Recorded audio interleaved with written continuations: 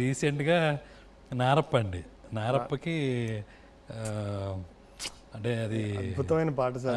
అద్భుతమైన పాట అండి. అది మామూలు పాట కాదండి. అది అక్కడ కంటిన్యూగా మేము 58 రోజులు ఎంతో షూటింగ్ నడుస్తూనే ఉందండి మాది, ఈ లాక్డౌన్ మునుపు. అప్పుడు ఇంకా ఎక్కడ ఒక లొకేషన్ ఉంది, అక్కడ బాగా కొంచెం బాగా ఇసుక అది ఉంటుందండి అక్కడ చేస్తున్నప్పుడు ఈ పాట నాకు వాళ్ళ అబ్బాయి యోగి పంపించాడండి, తను పాడి పంపించాడండి.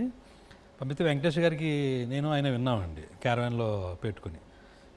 నేను చాలా అంటే ఇప్పుడు హీరో గారు అయిన వెంకటేష్ గారిని మామూలుగా చూస్తాం కదండి, ఆ పాట విన్నప్పుడు అండి ఆయనలో వచ్చిన ఒక ప్రతిస్పందన ఉంటుంది చూసారా, ఎక్స్ప్రెషన్, అయ్యి బాబాయ్ అసలు అద్దరిపోయింది కదా, ఆయన ఎగ్జైట్ అయిపోతున్నారండి.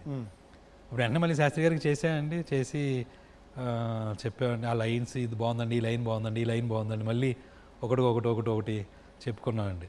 ఇంక అదే లాస్ట్ అండి అంతే.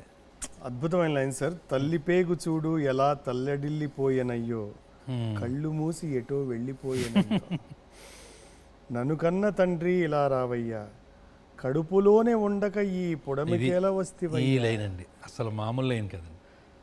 కడుపులోనే ఉండక ఎందుకు వచ్చావు, సంకనెత్తుకున్నంత సేపు పట్టలేదు అన్నదండి. సంకనెత్తుకున్నంత సేపు లేవయ్యా, ఎంతలోనే ఏమయ్యా ఇంకా ఉంటుందండి అసలు మొత్తం. అది ఈ సాంగ్ మీద చేయొచ్చండి ఒక పెద్ద పిహెచ్డి, అసలు అంత గొప్ప సాంగ్ అండి అది. అది సాబుని కూడా సంపే సొత్తు నీదయ్యా అని ఉంటుందండి ఒక లైన్, చాలా గొప్ప మాట అండి అది. తల్లి కూడా సంపే సత్తు నీదయ్యా అంటే ఆ కొడుకు మీద తల్లికి ఉన్న కాన్ఫిడెన్స్ అండి. ఆడు ఎవరినైనా కొట్టేవాడండి ఆవిడ ముందు, ఆవిడకి కోపం వస్తే ఉండదు.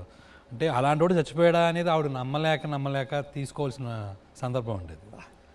అప్పుడు అంటే ఆవిడ ఎంత వెళ్ళిందండి, అంటే ఎంత అర్థం చేసుకున్నారండి నిజంగా ఆయన.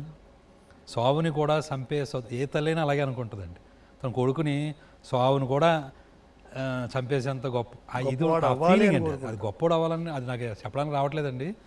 అంటే ఏ తల్లి అయినా పిల్లోడి యొక్క మృత్యుని అసలు ఊహిస్తుందండి. అంటే ఆ సెన్స్ పట్టుకొచ్చి దాంట్లో సావుని కూడా చంపేసొత్తు నీదయ్యా, ఒక్కసారి వచ్చి చెప్పి వెళ్ళిపోయాను నేను. అమ్మ మామూలు పాట కాదండి. నాకు ఇంకా సాంగ్ గురించి ఇంకా ఆయనతో ఉన్న లాస్ట్ డిస్కషన్ ఈ సాంగేనండి. ఇంకా అది అంటే ఎప్పుడు ఆ సాంగు ఇంకేదున్నా కానీ ఆ మూమెంటే వస్తుంది అనమాట. ఇంకా అయితే సార్ మీలాంటి వాళ్ళకి మాలాంటి వాళ్ళకి మనందరికీ అంటే సంకనెత్తుకున్నంతసేపు లేవని ఆయన రాశాడండి, మనం భూమిని అడగాలండి. సంకనెత్తుకున్నంతసేపు పెట్టుకోలేదు దించేసేవా ఆయన. ఏం పర్లేదు సార్, ఆయన ఇచ్చిన ఆస్తి ఉంది, అవునండి, ఆయన ఇచ్చిన అనుభవాలు ఉన్నాయి, ఆయనతో గడిపిన క్షణాలు ఉన్నాయి. డెఫినెట్లీ అండి. అంటే ఇప్పుడు పేరెంట్స్ కానివ్వండి, గురువులు కానీ, స్నేహితులు కానీ, వీళ్ళందరికంటే ఎక్కువ చెప్పేశాడండి ఆయన. ఇంక మనం జస్ట్ ఆచరించేవాడు ఉంటే ఆచరించాలి అంతేనండి. ఇంకా అంతకుమించి ఇంకెవరు చెప్పడండి. పేరెంట్స్ కూడా చెప్పలేరండి, ఏ పేరెంట్స్ కూడా. ఆయన చెప్పేసాడు మొత్తం అయ్యింది. బాగా చెప్పారు, చాలా బాగా చెప్పారు. అయితే చివరిగా మీరు ఎన్నో మంచి విషయాలని పంచుకున్నారు మాతోటి.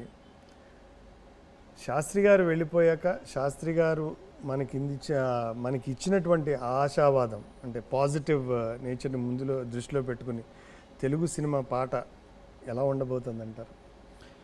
ఖచ్చితంగా ఇప్పుడు కూడానండి ఆ జర్నీ ఆగిపోదని నా నమ్మకం అండి.